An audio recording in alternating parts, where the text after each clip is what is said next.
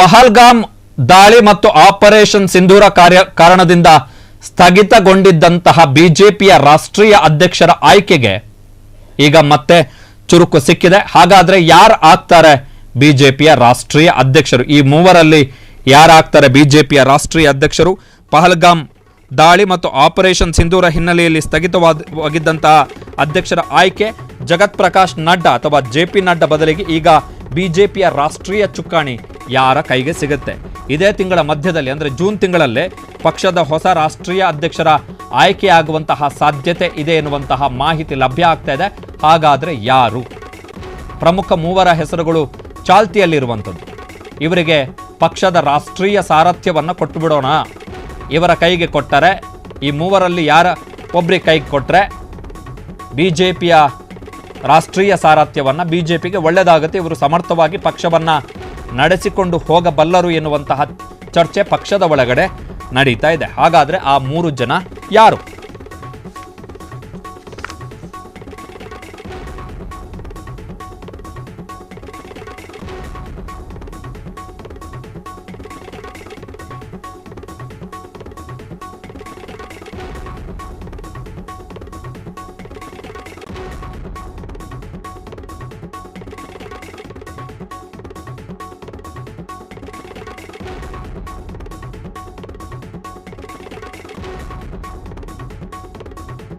ಹೊಸ ರಾಷ್ಟ್ರೀಯ ಅಧ್ಯಕ್ಷರ ಹುದ್ದೆಗೆ ಮೂವರ ಹೆಸರು ಚಾಲ್ತಿಯಲ್ಲಿದೆ.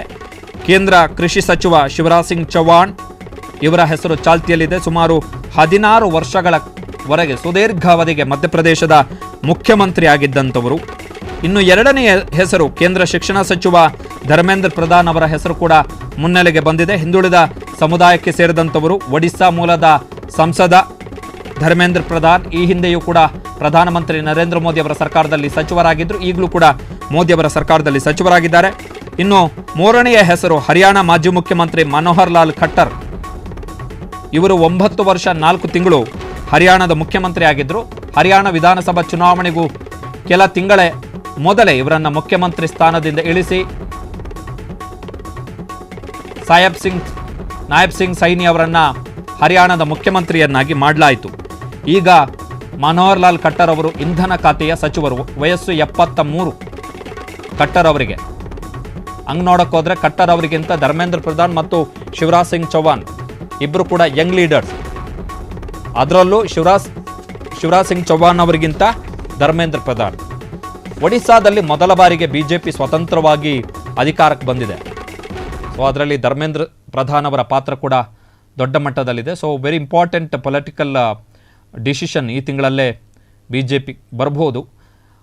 ಬಿಜೆಪಿಯ ರಾಷ್ಟ್ರೀಯ ಅಧ್ಯಕ್ಷರ ಆಯ್ಕೆಗೂ ಮೊದಲು ಕರ್ನಾಟಕ ಒಳಗೊಂಡಂತೆ ಹಲವು ರಾಜ್ಯಗಳ ಬಿಜೆಪಿ ಅಧ್ಯಕ್ಷರ ಬದಲಾವಣೆ ಆಗಬಹುದು ಎನ್ನುವಂತಹ ಚರ್ಚೆ ಕೂಡ ಚಾಲ್ತಿಯಲ್ಲಿದೆ. ಇನ್ಕ್ಲೂಡ್ ಕರ್ನಾಟಕದ ಬಿಜೆಪಿ ಅಧ್ಯಕ್ಷರು BY ವಿಜೇಂದ್ರ.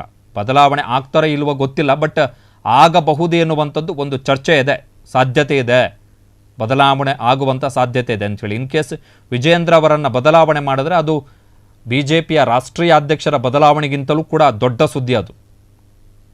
ಕಾರಣ ಬಿಜೆಪಿಯ ರಾಷ್ಟ್ರೀಯ ಅಧ್ಯಕ್ಷರು ಹೊಸೊಬ್ಬರು ಬಂದರೂ ಕೂಡ ಅದು ಸಹಜವಾಗಿ ಅಲ್ಲಿ ನಿರ್ಧಾರಗಳನ್ನು ತೆಗೆದುಕೊಳ್ಳುವಂಥದ್ದು ಮೋದಿ ಮತ್ತು ಅಮಿತ್ ಶಾ.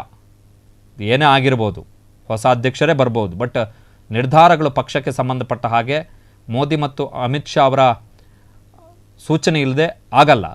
ಬಟ್ ರಾಜ್ಯದಲ್ಲಿ ಒಂದು ವೇಳೆ ಬಿಜೆಪಿ ಅಧ್ಯಕ್ಷರ ಕರ್ನಾಟಕದಲ್ಲಿ ಬಿಜೆಪಿ ಅಧ್ಯಕ್ಷರ ಬದಲಾವಣೆ ಏನಾದರೂ ಆದರೆ ಅದರ ಪೊಲಿಟಿಕಲ್ ಪರಿಣಾಮಗಳು ಬೇರೆ ರೀತಿ ಇರ್ತವೆ. ಕಾರಣ ಅದು 2028ರ ವಿಧಾನಸಭಾ ಚುನಾವಣೆಯ ಮೇಲೂ ಕೂಡ ಪರಿಣಾಮವನ್ನು ಬೀರ್ಬೋದು. ಕರ್ನಾಟಕದಲ್ಲಿ ನಡೀತಾ ಇರುವಂತಹ ಬಿಜೆಪಿಯ ಭಿನ್ನಮತ, ಬಣ ರಾಜಕೀಯವು, ಪರಸ್ಪರ ಕಚ್ಚಾಟ ಏನಿದೆ ಅದರ ಮೇಲೂ ಕೂಡ ಪರಿಣಾಮವನ್ನು ಬೀರುತ್ತೆ. ಹೀಗಾಗಿ ಒಂದು ವೇಳೆ ವಿಜೇಂದ್ರ ಅವರನ್ನು ಕೆಳಗಿಳಿಸಿ ಬೇರೆ ಯಾರನ್ನಾದರೂ ಅಧ್ಯಕ್ಷರನ್ನಾಗಿ ಮಾಡಿದ್ರೆ ಕರ್ನಾಟಕದಲ್ಲಿ ಬಿಜೆಪಿಗೆ ಅದು ಬಿಜೆಪಿಯ ರಾಷ್ಟ್ರೀಯ ಅಧ್ಯಕ್ಷರ ಬದಲಾವಣೆಗಿಂತಲೂ ಕೂಡ ದೊಡ್ಡ ಸುದ್ದಿ. ಕ್ಷಣ ಕ್ಷಣದ ಸುದ್ದಿಗಳಿಗಾಗಿ ಫ್ರೀಡಂ ಟಿವಿ ಸಬ್ಸ್ಕ್ರೈಬ್ ಮಾಡಿ, ಲೈಕ್ ಮಾಡಿ ಹಾಗೂ ಫಾಲೋ ಮಾಡಿ. ಹೊಸ ಸುದ್ದಿಗಳ ನೋಟಿಫಿಕೇಶನ್ಗಾಗಿ ಬೆಲ್ ಐಕಾನ್ ಮೇಲೆ ಕ್ಲಿಕ್ ಮಾಡಿ.